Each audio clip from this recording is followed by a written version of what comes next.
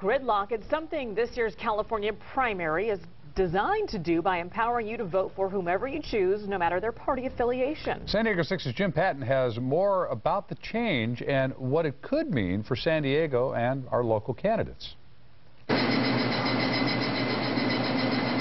Already, thousands of mail-in ballots are being tallied by the County Registrar of Voters in Kearny Mesa. But this year, there is a difference.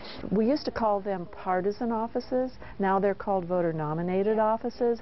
County Registrar Deborah Seiler says voters frustrated by the gridlock of partisan politics passed Proposition 14 in 2010, which has now created an open primary in California, allowing voters to weigh in on state and congressional races regardless of party affiliation. Thinking was that if all the candidates were on the ballot together, they would have to really appeal to all of the voters, not just to their own party voters. There are a lot of people out there who don't participate in political parties. Democratic congressional candidate Scott Peters sees opportunity in the new system. The independents will decide this election. This gives us a chance to reach out to them now and try to get them included on the front end. It definitely does not benefit the Green Party.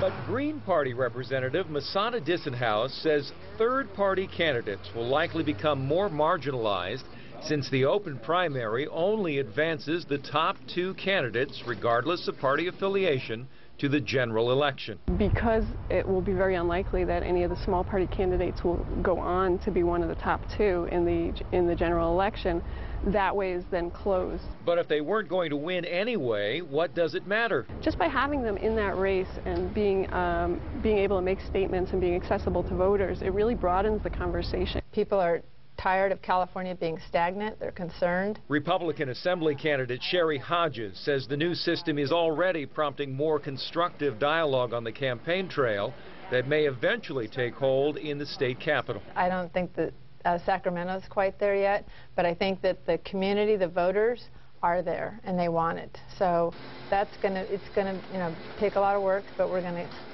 I think that this open primary is the start of that. Jim Patton, San Diego 6 News.